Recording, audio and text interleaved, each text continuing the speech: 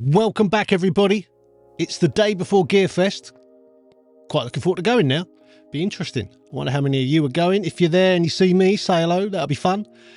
Today, we're looking at something else from the D16 group. Now, last week we looked at, what was it called? Pulsatech. And really nice GUI. Lots of great functionality, actually. But absolutely no non-linearities. It was a completely digital EQ, which kind of didn't make any sense to me. Gave it a bit of a kick in, and then I was looking on Gearspace the other day, and because I was curious if anyone else had picked up that, and obviously a few people had, and there were still people arguing. Gearspace is unique. People can argue over things that are just fact. Just keep arguing. But yeah, there were literally people going, no, it sounds brilliant. I've tested it against loads of other Pulsatech plugins and this one sounds the best. It's like, that's great, but it's just a digital EQ. What are you talking about? Hilarious. But anyway, lots of people in the comments of that review said D16 group are great. They make great plugins. And some people were quite forward with that, and they're like, D16 group, love their stuff. So do you know what? I thought I'd look at something else. So today we're looking at the Decimort 2 from D16 Group. Let's find out. Is it?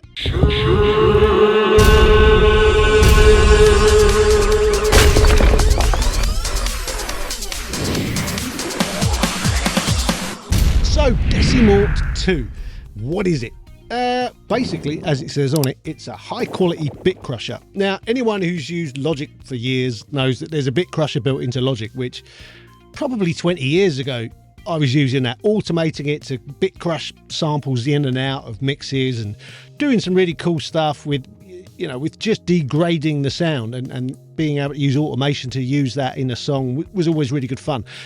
So having something like this could be really cool because there's not many of them around that do this well and give you some extra tools that make it very, very usable. But that is what Decimort 2 is all about, I believe. Anyway, let's have a look. Very cool GUI, gotta say. They're good at this stuff. Whoever's doing that for them knows what they're doing. Quite like the wooden ends. I know some people hate that kind of stuff, but I think it looks nice. Nicely laid out. Looks like a bit of 70s hi-fi gear. Don't mind that look at all. Let's dig into what it actually does. So the big knob in the middle is the resampler. So all the way to the right, it's like full quality. That's 44.1 kilohertz. The more you turn it to the left, the more that gets resampled down and down and down, and it becomes so crushed that you can almost not work out what it is anymore. But it's awesome, and the sound it makes as you turn it to the left, you'll see in the demo at the end, you can really do some interesting stuff with it. And going back the other way, obviously. Anyway, let's start going through it. Let's start on the left as we always do. Top left, we've got the preamp. You can really gain it up to give it some welly on the way in. Next to that, you've got your presets. Lots of interesting presets you'll see in the demo. I flipped through quite a few of those. Underneath this, you've got the quantizer. So that's where you choose the bit depth. Now, the highest is 16 bits. So you can start at 16 bits, stay at 16 bits, or drop the bit rate down. You've got your DC shift for your DC offset stuff. Some presets use it, some don't. Flick around with it, does interesting things sometimes. You've then got dithering. Anyone that works with digital audio will have discovered dithering. It's how you smooth off when you're moving down in bit depth. So if you go from 16-bit to 12-bit or from 24-bit to 16-bit, it basically fills in the gaps on the harsh edges on like the step, the way that digital audio samples. It does it in steps, and it kind of smooths that off to makes it sound more pleasing when you're going down to bigger steps. Yeah, then we've got the resampler. Now in that black box along with it, we've got a few other modules, filters and things. So the first one we've got, it says approx filter, and then there's a -100 to a +100. Gonna need the bins for this because I've made some notes. So this is an optionally activated filter which removes part or entire harmonic content above the resampler's Nyquist frequency from the input signal, therefore controlling the amount of aliasing that occurs at the output. So basically it takes away some of the signal above Nyquist from the bit that you're messing with. If you use it whilst playing with the resampler knob, it does give you very different kind of sound. You've then got a jitter control.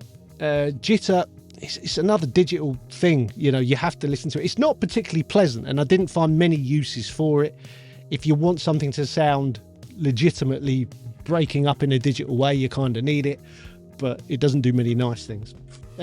You've then got the images filter. So this one, it's the artifacts resulting from the resampler's activity that is the result of projecting a signal from a higher sampling rate to a lower, reducing the signal's sampling rate. This allows you to remove part or all of these artifacts from the spectrum after the decretization process. Never heard that word. As a result, Decimort can also serve as an alias-free brick wall low-pass filter. So yeah, it's kind of a low-pass filter. As far as your ears are concerned, that's what it will sound like. And with, same as the other filter, you've got an on and off, and then you've just got a minimum to maximum amount. You've then got the actual filter section after that, pre and post, the resampler. You've got the type, you've got low pass, band pass, high pass, or BR. You've got your cutoff from 20 hertz to 20 kilohertz. You've got a resonance bandwidth.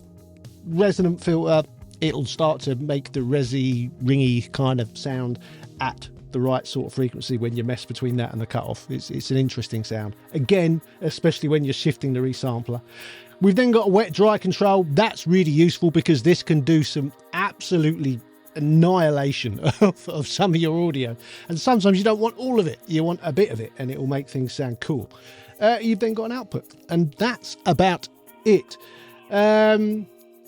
Let's talk about demo, or let's not talk about demo is probably more to the point. I still can't find out how long these demos last. It is not anywhere on their website. I've asked a couple of different AIs. They don't know either. I've Googled it like crazy. I've installed a couple of different demos now. There's no mention when they're going to run out. I'm guessing it's around 2 weeks. Who knows? So yeah, no clue. Price, €59 is the usual price. Right now in the sale, or whether it's an ongoing sale or not, I don't know. But in the sale right now, €35. Can't argue with €35. That's pretty damn good. What else have I got to mention? Getting these demos is a bit of a pain in the ass. You have to create an account, download the thing. Basically, it sends you an email link then when you want a demo. You then click the link in the email to go and get it. And then once you've installed it, it then comes up with a box. You have to sign in again. And for whatever reason, the box that you have to sign in on the plugin does not use the memory. You know, when you sign into anything that you've signed into before, Google remembers your passwords and all that. It doesn't work on the plugin. So if you're using a password that is one of those ones, you know, would you like us to generate a password that you know, is really complicated? You won't be able to remember it, but don't worry, we'll remember it. You can't use those because it won't remember it. So use a password that you can definitely remember, because that's really, really annoying. Anyway, enough ranting. How does it sound? Well, you'll see at the demo at the end. It sounds pretty damn good, actually. Very much enjoyed playing with it. It's one of those where it hasn't got loads of competition. There's a few of these things out there, but there's not many. And this one's really easy to use. It's fun to mess with it.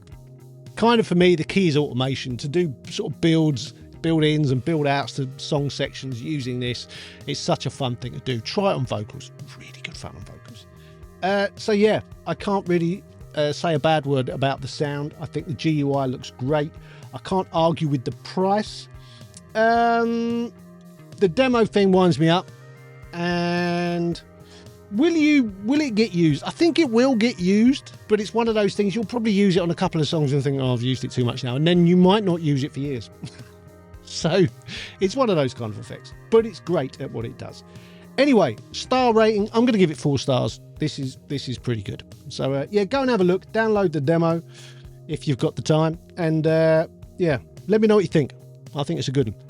Anyway, that was the end of the D16 Group Decimort 2. It's not shit, it's got 4 stars. Right, if you could like the video, that would really help. If you could subscribe to the channel, that helps even more. There's 2 Instagram accounts. There's Studio Life 101 for the channel, and then there's Mixdown Mastering for my mastering business.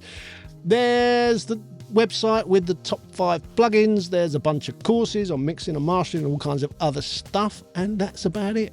Watch the demo and I'll see you next time. Adios.